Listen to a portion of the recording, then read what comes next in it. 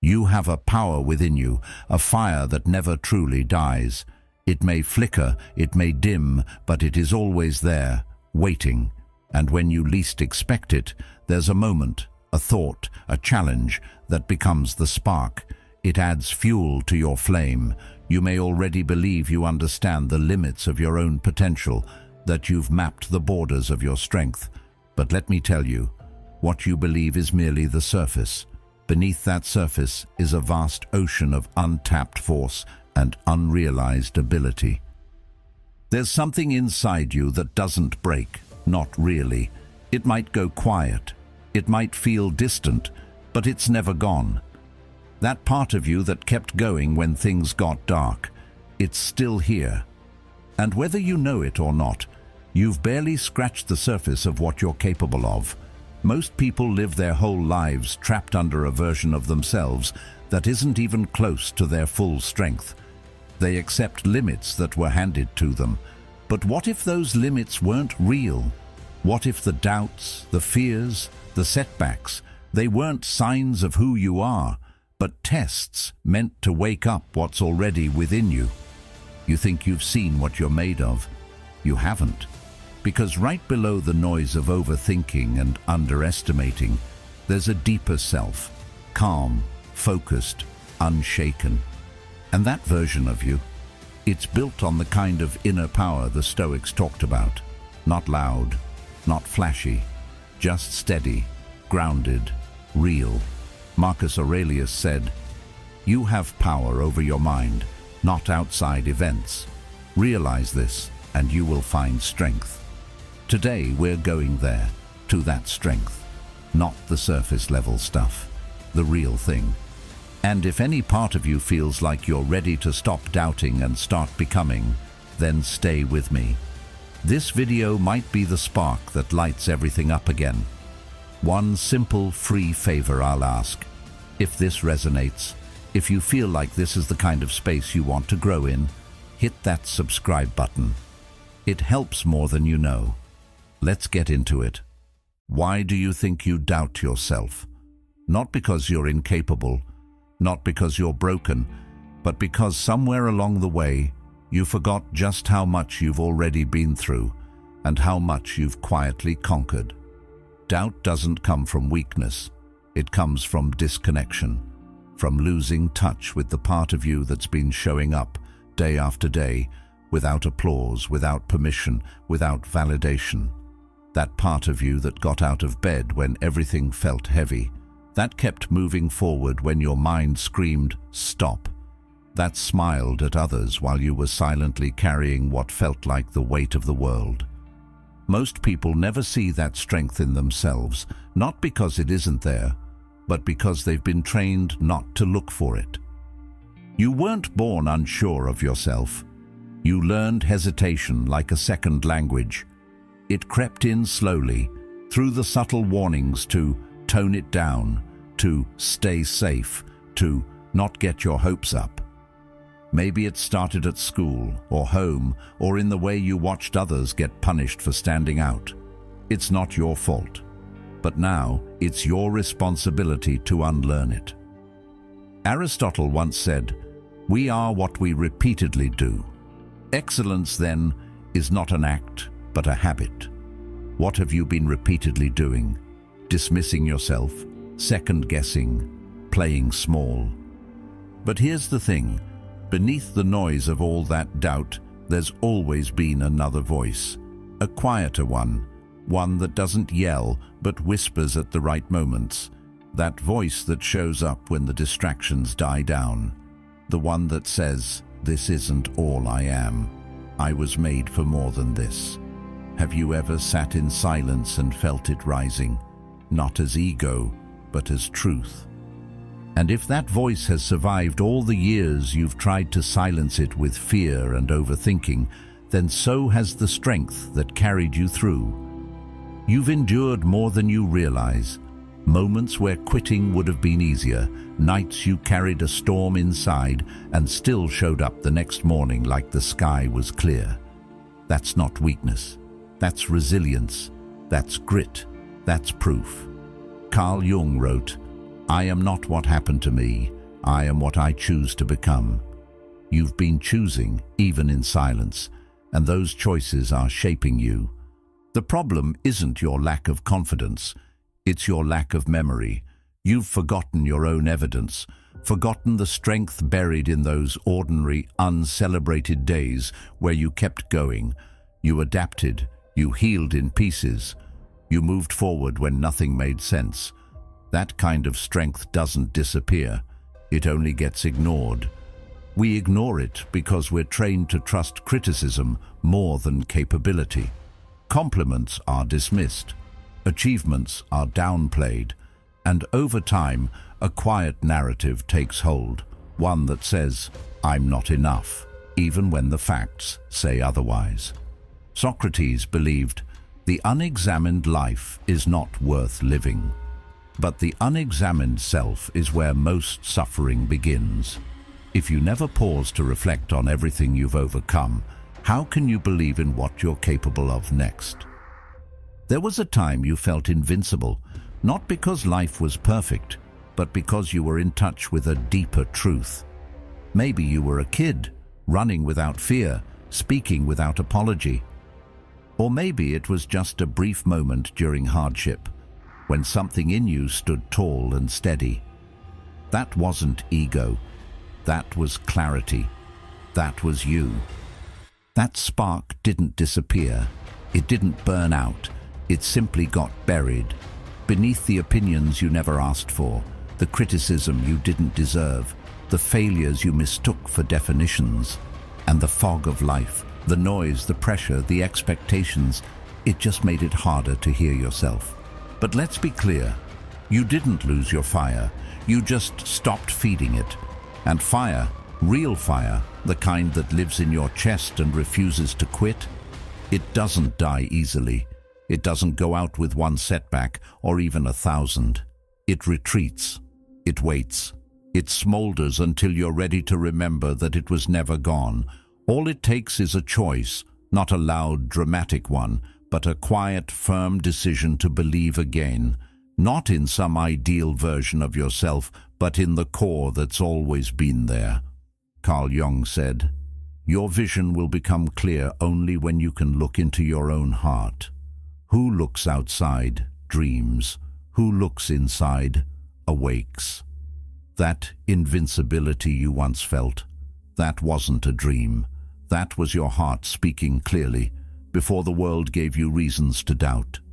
So maybe it's time to stop looking out there for validation and start looking within for recognition. You are not starting over. You are returning. You are not broken. You are buried under stories that were never yours to carry. Let them go. Reclaim that voice, the one that doesn't need to be loud to be certain, the one that whispers, I am not done. I am just remembering. The loudest person in the room is rarely the strongest. Volume doesn't equal power. It often covers insecurity. The real kind of strength? It moves without announcement. It doesn't beg to be seen because it's too busy building. True confidence isn't loud. It's quiet, steady, and unmoved by who's watching. It's not the one making a scene. It's the one making progress.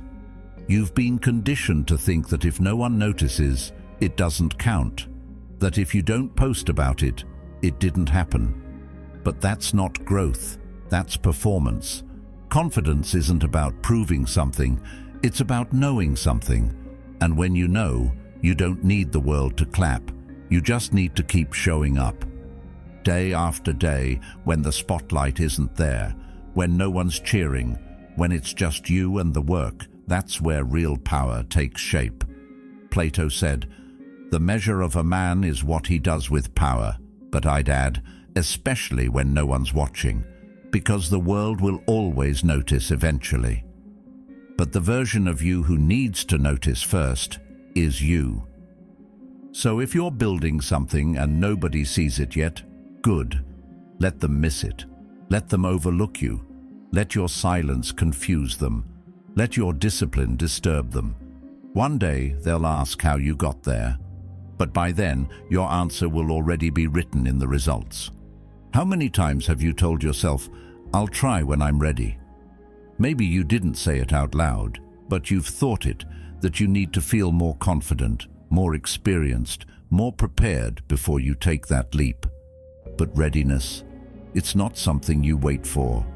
It doesn't show up like a guest who rings the doorbell and announces itself.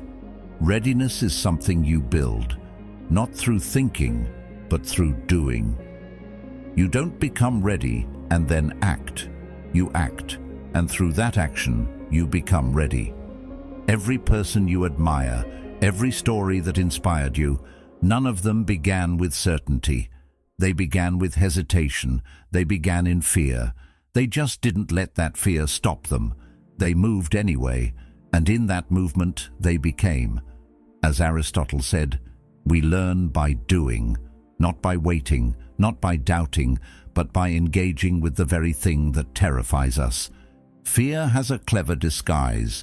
It often wears the face of logic. It tells you to be practical, to wait for a better time, to gather more data, get more approval, feel more prepared. But what if all of that is just fear speaking with a polished accent?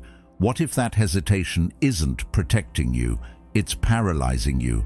Because your future self, the one that's more grounded, more capable, more fulfilled, isn't waiting for the perfect moment.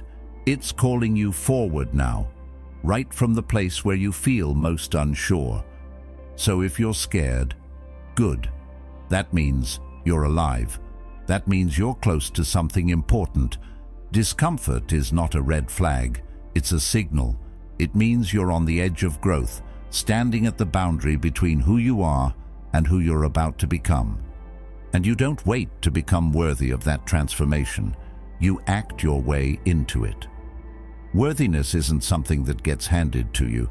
It's earned in the trenches of uncertainty, in the choices you make when nothing feels guaranteed. You don't find your confidence and then show up. You show up scared and unready. And through showing up again and again, you become confident. Every time you say, "I can't," your nervous system listens. It doesn't argue. It doesn't fact-check. It accepts the command and begins wiring itself around that limitation. Your body tenses. Your breath shortens. Your mind begins shrinking its expectations. And if you repeat it often enough, it doesn't just become a belief. It becomes a blueprint, one your actions start to follow without question. That's the tricky thing about doubt. It doesn't shout. It whispers, quietly, casually.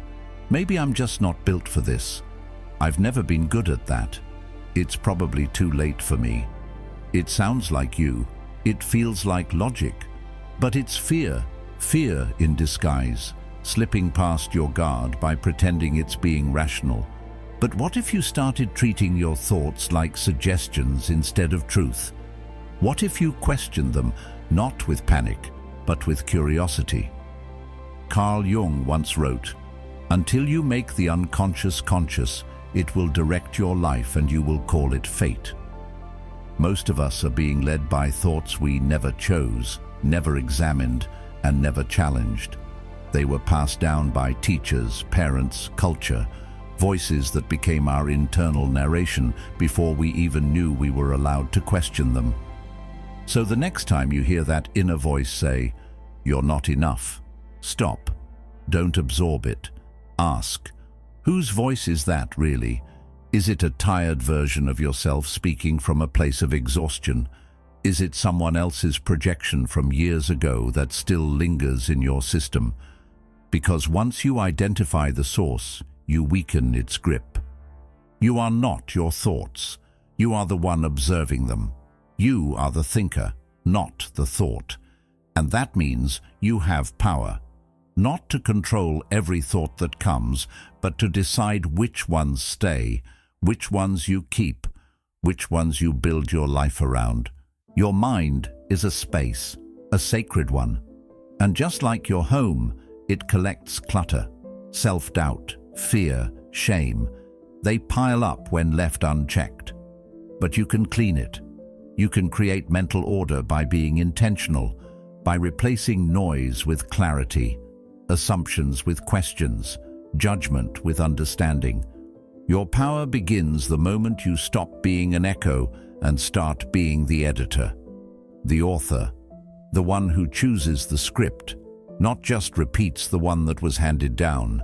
You scroll, you stare, you see them, achieving, building, glowing with success in perfectly filtered moments.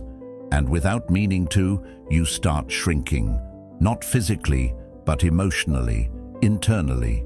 You compare their victories to your doubts, their milestones to your mess, their highlight reel to your behind the scenes, and suddenly it feels like you're falling behind in a race you didn't even realize you were running. But here's the truth. Comparison is a thief. It doesn't just steal joy, it takes your focus, your gratitude, your momentum, and trades it for anxiety, envy, and a quiet sense of not enough.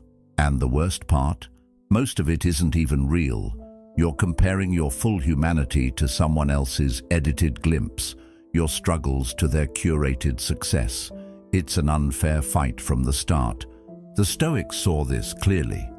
They believed that the good life wasn't about how much you had, but how well you lived. Epictetus taught that we should never tie our worth to things outside of our control, especially not other people's achievements. He said, "Freedom is the only worthy goal in life. It is won by disregarding things that lie beyond our control." And yet we hand over our inner peace every time we use someone else's progress as a ruler for our own. But you are not behind, you are on your path. One with its own rhythm, its own pace, and its own lessons. You were never meant to match anyone else's timeline.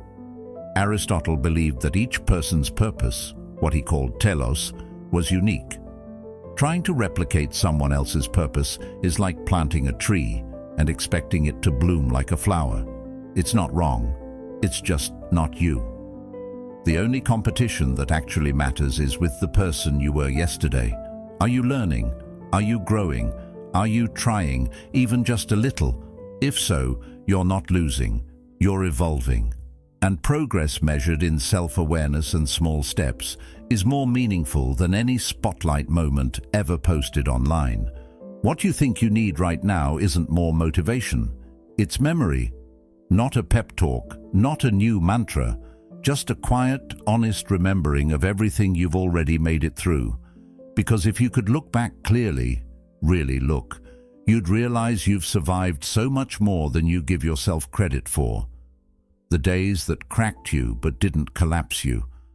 The nights you laid awake with doubt in your chest and still woke up, still got dressed, still carried on when quitting would have been easier. That's your resume, not your titles, not your metrics. Your proof lies in your perseverance. Resilience isn't some rare gift that only the strong are born with. It's a decision, repeated daily. It's the choice to keep going when things don't make sense, when everything in you says stop, and you respond quietly, not yet. It's forged in the fire of fatigue, refined in the pressure of fear, and proven in the presence of failure. Plato once said, "Courage is knowing what not to fear." But maybe real courage is fearing it all and walking through it anyway. You're stronger than you feel, not because someone told you so, but because you've practiced strength when no one noticed. The kind of strength that doesn't get shared on social media, the kind that doesn't come with rewards or recognition, the kind that's lived in private, behind closed doors, in hard moments you didn't think you'd make it through, but did. That's where confidence is born, not in speeches, not in applause, but in your ability to stand up one more time after life tries to knock you flat. Your confidence isn't something you build when it's easy, it's something you earn in the dark. The mind is your battlefield, and your sanctuary. It can be the place where chaos multiplies or where clarity takes root. It's not just where your thoughts live, it's where your future is built. And more often than not, it's not the actual problems in your life that undo you. It's the interpretation of those problems. It's the way your mind tells the story. The spin, the fear, the assumption. That's where the spiral begins. Socrates said, "The unexamined life is not worth living." But what about the unexamined thought? That one sentence you repeat to yourself without even noticing. "I'm not ready. They're better than me. This always happens to me." These quiet phrases, left unchecked, become the script you act out day after day, not because they're true, but because they're familiar. But you can reclaim the gate. You can stop letting every thought walk in unchecked. You can become the gatekeeper of your mind, the one who decides what gets to stay, what gets questioned, and what gets rewritten. That begins in stillness, not silence necessarily, but awareness. Creating space between stimulus and response, between thought and belief. Start auditing your beliefs, not to judge them, but to understand them. Where did they come from? Who handed them to you? Do they reflect truth or just old programming? Carl Jung warned, people will do anything, no matter how absurd, to avoid facing their own souls. But facing your mind is the beginning of freedom. Not a glamorous process, but a liberating one. Clean your mental language. Speak to yourself like someone you're responsible for. Journal, not to impress yourself, but to see yourself clearly. Stop writing what you hope is true and start writing what is, so you can move toward what can be. Don't just feed your mind with content. Train it with intention. Practice thinking, practice noticing, practice replacing. Because a trained mind doesn't panic at challenge, it pauses. It doesn't react to every opinion, it filters. It doesn't chase control, it seeks clarity. A trained mind won't save you from every problem, but it will protect you from the worst of all, the ones you invent. You've tied your worth to outcomes, to the job offer, the number, the applause. You've looked to results like they were mirrors, hoping they'd reflect back the validation you've been chasing. And when they didn't, you started shrinking, assuming that if the result wasn't great, you must not be either. But the truth is, outcomes are liars. They don't always tell the whole story. They're shaped by timing, by luck, by variables outside your control. And if you live by them, you'll die by them. One high will never feel high enough. One failure will feel like a verdict. And you'll stay stuck in a cycle of chasing worth from things that were never meant to define you. The Stoics knew this long before algorithms and awards. Marcus Aurelius didn't measure his life by victories in battle or praise from the Senate. He measured it by whether he lived in alignment with virtue, whether his actions came from integrity, not impulse. They believed power wasn't in the outcome, but in the process. Epictetus said, "Do not seek for things to happen the way you want them to. Rather, wish that what happens happen the way it happens. Then you will be happy." That's not passivity. That's peace. You are not your wins. You are not your losses. You are who you are in the face of both. You are the effort, not the echo.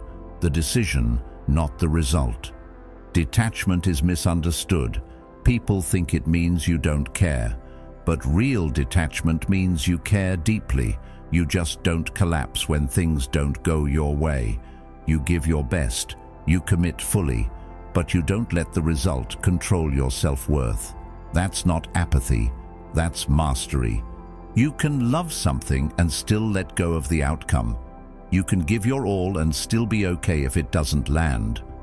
That's the kind of strength that isn't shaken by external changes, because it's anchored in internal stability.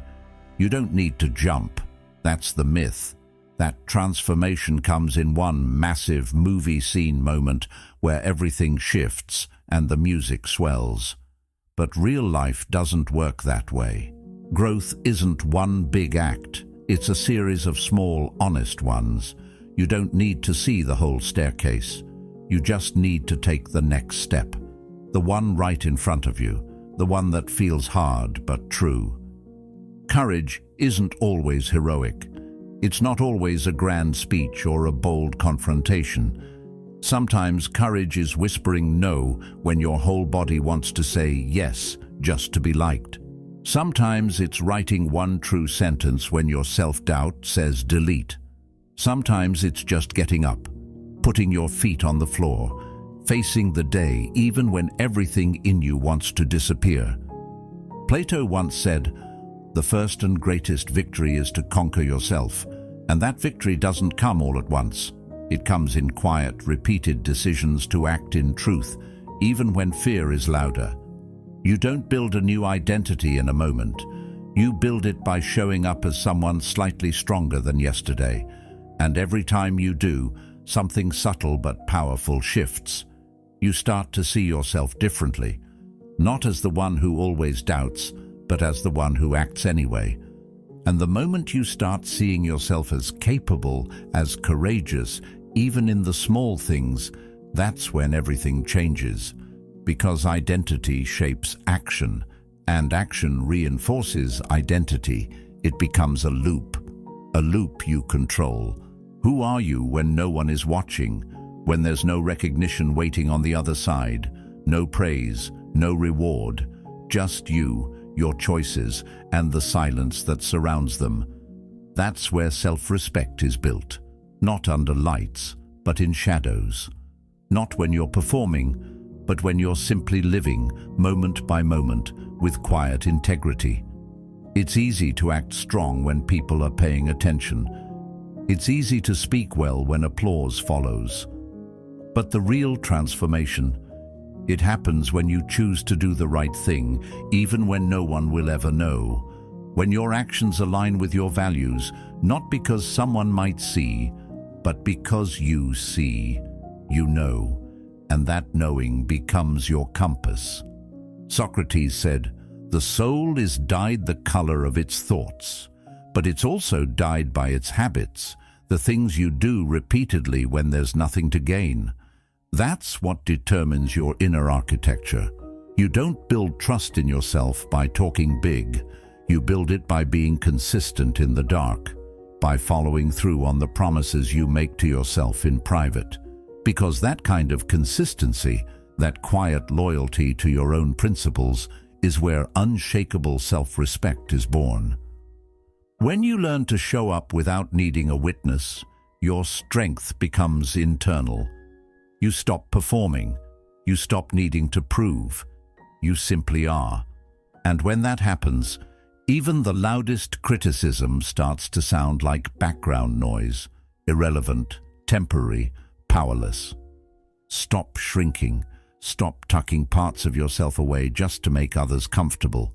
And stop apologizing for your ambition, for wanting more, reaching further, standing in your truth. Ambition isn't something to hide. It's not arrogance. It's clarity. It's that internal knowing that you're meant for something meaningful, but somewhere along the way, you were taught that striving made you selfish, that confidence made you threatening. That was never about you. That was about their comfort. Real humility doesn't ask you to disappear. It asks you to stay rooted. It doesn't mean hiding your gifts. It means offering them with grace. Socrates said, "To find yourself, think for yourself." When you do, you'll realize humility is not shrinking back. It's stepping forward without needing to be the loudest in the room. Courage isn't about noise. It's about presence. It's choosing to live in alignment with what matters most, even when it's unpopular, even when it's hard. You don't need to draw attention to yourself, but you do need to stop pretending your voice doesn't matter. You weren't made to fade into the background. You were made to contribute, to build, to speak, to model what integrity looks like in a noisy world. And that doesn't mean being aggressive or showy. It means being grounded. It means acting with intention, living with dignity, and standing up for your values with calm conviction. You don't need to be praised to be powerful. You don't need to be celebrated to be significant. Your worth isn't measured by applause. It's measured by how faithfully you show up, day after day, for the things and people that matter. Fear is not the enemy. It never was. What holds you back isn't fear itself. It's how tightly you grip it, how often you believe it without question, how silently you let it dictate your choices. Fear only becomes a problem when you let it steer the wheel without ever asking where it's taking you. It grows strongest in silence, in the places you avoid, in the stories you don't challenge. So challenge it, sit with it, talk to it. Ask yourself, what am I really afraid of? Not in a vague, general sense, but specifically. Is it failure? Is it being misunderstood?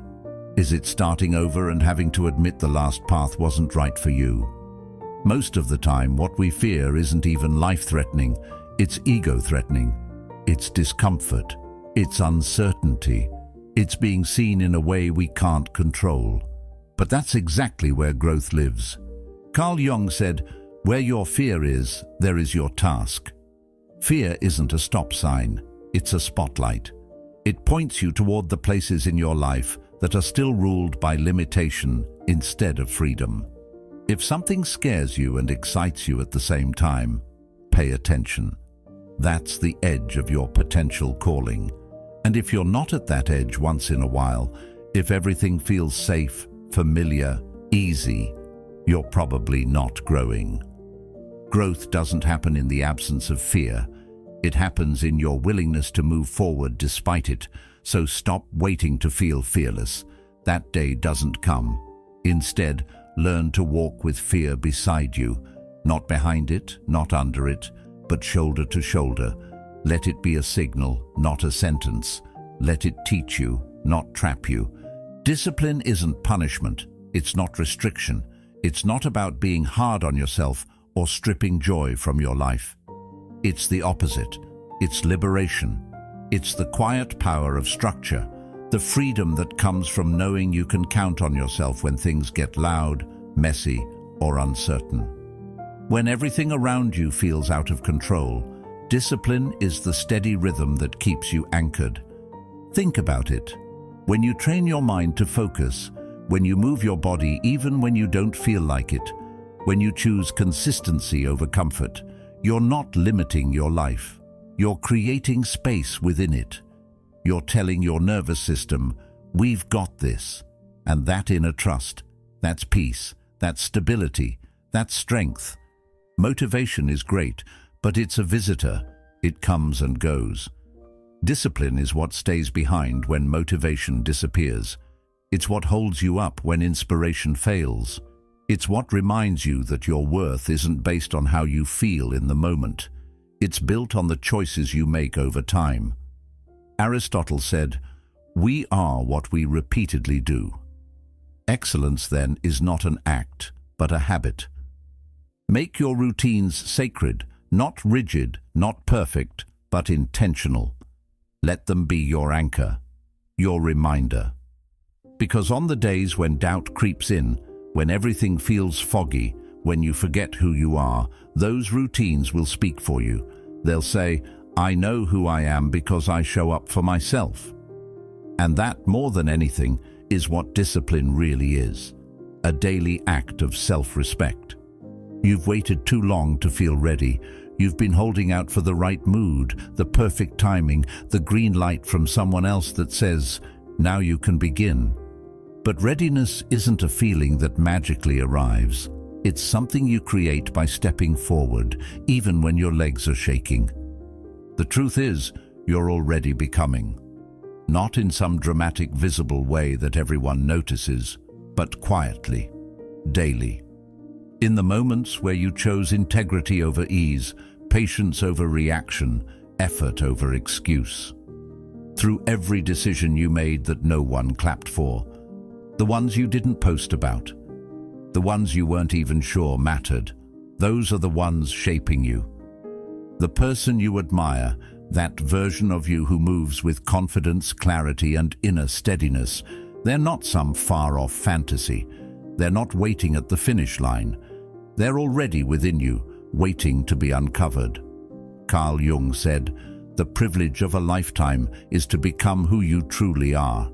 You don't need to become someone else. You need to stop running from who you already are when you're at your most honest. That version of you is close, so close, closer than you think. They're one aligned choice away, one moment of courage, one step in the direction you keep delaying. And when you stop underestimating that truth, when you finally realize that growth is already happening inside of you, everything shifts. Not because the world changes, but because you do. You stop waiting for permission. You start walking with purpose. You begin acting like the person you've always been capable of becoming. And once you do that, there's no going back. You are not behind. You are not broken. You are becoming every single day in ways the world may never see, but your future self will thank you for. Keep going. The quiet strength you're building now is going to speak louder than anything you've ever said. If this spoke to something real in you, there's another video on the screen right now that'll take you even deeper. Let it be your next step. Thank you for being here and for being a part of Stoic Journal. This space isn't about perfection. It's about progress, purpose, and quiet power.